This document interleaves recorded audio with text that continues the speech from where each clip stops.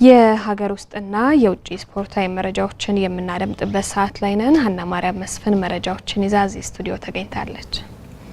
ሀና ማርያም እንደምንልሻል? እግዚአብሔር ይመስገን እንደምንልሻና? ደህና ነኝ። መቀጠል ትችያለሽ። አመሰግናለሁ። የሀገር ውስጥ መረጃዎችንም ቀዳሚ ያደርጋለሁ።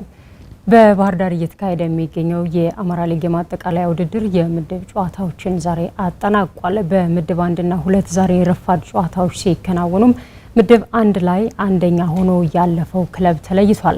ደንበጫ ከተማ ደጋ ዳሞትን 4-2 አሸንፎ ወደ ግማሽ ፍጻሜው ከምድቡ አንደኛ በመሆን መግባቱንም አረጋግጧል። በዚህ ምድብ ጎንደር አራዳ ሁለተኛ ሆኖ ያጠናቀቀ ክለብ ሆኗል። በምድብ 2 እየተካሄደ በሚገኘው ጨዋታ ደግሞ አዋበል ሉማሜና ቦረና መካነ ሰላም ተገናኝቷል።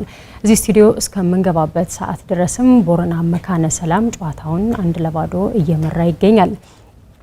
በሶስት ምድብ የተከፈለውና 10 ክለቦችን ያሳተፈው የማጠቃለያ ውድድሩ አንደኛ የወጡ ክለቦችን ከየምድቦቹ በቀጥታ ግማሽ ፍጻሜ ሲያሳልፍ ከሶስቱ ክለቦች ደግሞ በየምድቡ ሁለተኛ ከሆኑት መካከል ደግሞ አንዱን ክለብ በጣ የሚለይ ይሆናል።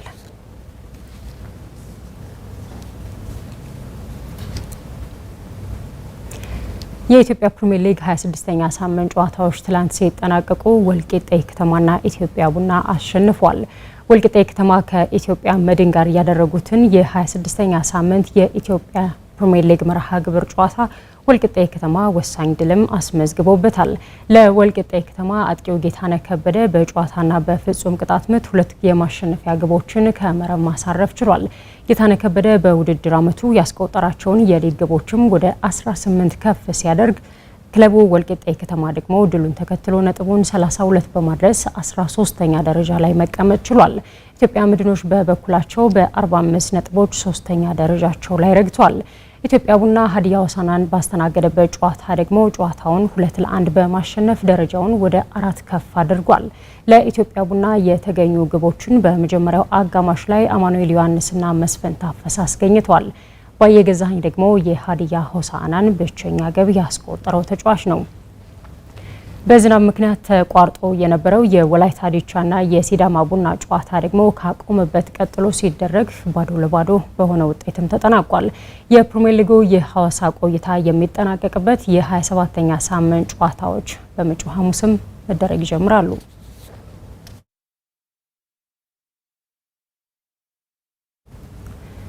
የጸደይ ባንክ አትሌቲክስ ክለብ አባል የሆነው ታዳጊው አትሌት ይስማው ድሉ በቅርቡ በተካሄደው 52ኛው የኢትዮጵያ አትሌቲክስ ሻምፒዮና ላይ በ10000 ሜትር ርቀት ሁለተኛ መውጣት ችሏል። አትሌቱና አሰልጣኙ በመጪው ነሐሴ ወር በሚካሄደው የዓለም ሻምፒዮና መሳተፍን አልመው እየሰሩ መሆኑን ተናግሯል። ባዘዘው መኮንን ከአዲስ አበባ ተጨማሪውን አድርሶናል። ለአትሌቲክስ ስፖርት ምቹ ከሆነው ምዕራብ ጎጃም ዞን ደጋዳሞት ወረዳ የተገኘው ታዳጊው አትሌት ይስማው ድሉ በ52ኛው የኢትዮጵያ አትሌቲክስ ሻምፒዮና ልምድ ካላቸው አትሌቶች ጋር ጠንካራ ፉክክር በማድረግ በ10000 ሜትር ሁለተኛ መውጣት ችሏል። አትሌት ይስማው ድሉ የሩጫ ስፖርትን በፕሮጀክት የጀመረ ሲሆን ጸደይ ባንክ አትሌቲክስ ክለብን ከተቀላቀለ 2 ዓመታትን አስቆጥሯል።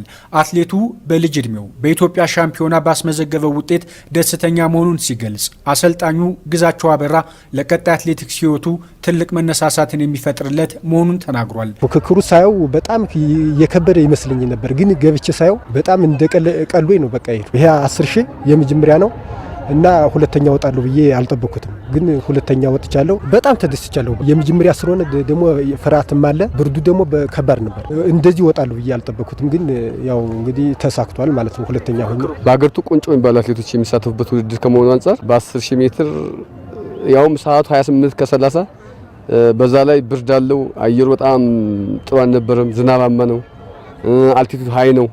በዚህ ይሄን መግባት ጥሩ ነገር ሰርተናል ብዬ በጣም ነው እንትን ምለው። የዓለም አትሌቲክስ ሻምፒዮና በመጪው ነሐሴ ወር በሃንጋሪ ቡዳፔስት ሲካሄድ ኢትዮጵያን በ10000 ሜትር የሚወክሉ የመጨረሻ አትሌቶች በቅርቡ ሐዋሳ ላይ በሚደረግ ማጣሪያ ይታወቃሉ። ታዳጊው አትሌትም ማጣሪያውን በማለፍ በዓለም ሻምፒዮና መሳተፍን አልሞ እየሰራ ነው። የአሰልጣኙ ትኩረትም ተመሳሳይ ነው። በቃ ለዚያ በቃ ወደ አገር ቤት ሄጄ ብሰራ ነው። ያው አየር ንብረቱን እዚያ ስለለመድኩት እዚያ ሰርቼ በቃ ጥሩ ውጤት በቃ ከዚህ በላይ ጥሩ ውጤት እንዳስመዘግብ ነው። በቃ ሰርቼ በቃ ከዚህ በላይ ለውጥ ማሳየት አለብኝ። እዚህ ከሰራ ነው በተሻለ መልኩ፣ ምክንያቱም ሐዋሳ ሞቃታማ ነው። ያን መሰረት አድርገን የተሻለ እዚህ ኦልሞስት ከኛ ጋር ይመሳሰላል። እዛ ደግሞ ሞቃታም ስለሆነ ሞቃታም ቦታዎችን እየፈለግ ከዛ ጋር አየሩ ጋር አዳፕት ሊያደርጉ የሚችሉ ትሬኒንጎችን እየፈለግ የተሻለ ነገር ሰርተን ልጁ ከአሁን ባሁን ሌብል ከማንም አያንስም። ስለዚህ በደንብ ከሰራ በደንብ የተባለውን ነገር እንትን ካለ የተሻለ ነገር ይወክላል ብዬ እገምታለሁ። አትሌቱ በኢትዮጵያ ሻምፒዮና ካስመዘገበው ውጤት በተጨማሪ በአፍሪካ ወጣቶች አትሌቲክስ ሻምፒዮናም ኢትዮጵያን መወከል ችሏል። ለአትሌቲክስ የተሰጠ ተክለ ሰውነት እንዳለው የሚገልጸው አሰልጣኙ ነገ ትልቅ ቦታ የመድረስ አቅም እንዳለውም ይገልጿል። በጣም ልጁ ጠንካራ ልጅ ነው፣ ታዛዥ ነው፣ ታታሪ ነው። ሁሉንም ስራዎች ይሰራል። በተባለው አሰልጣኝ ባለው ነው የሚሰራ። በደንብ ተይዞ ተንከባክቦ ተያዘ። እርግጠኛ ነኝ ይሄ ልጅ የተሻለ ነገር መድረስ ይችላል። ምክንያቱም ቁመና አለው፣ የሚገርም ቁመና፣ ስፒድ አለው፣ ስትሪንግዝ አለው፣ ኢንዱራንስ አለው። የሌለው የአካል ብቃት ዘርፍ የለም። ሁሉ ነገር አለው። ስለዚህ ይሄን ነገር አፕላይ ካደረገ እርግጠኛ ነኝ ከማንም አትሌት በላይ መሆን ይችላል። ብቃትን አስጠብቆ ለረጅም ጊዜ በውጤታማነት የመቀጠል ችግር በዘመኑ አትሌቶች ላይ የሚታይ ክፍተት ሲሆን አሰልጣኝ ግዛቸው አበራ አትሌቱ ይህ ችግር እንዳይገጥመው በእድሜው ልክ የተመጠኑ ውድድሮችን እንዲያደርግና ልምምዶችን እንዲሰራ ራሱንም እንዲጠብቅ ማድረግ ላይ አተኩረን እንሰራለን ብሏል።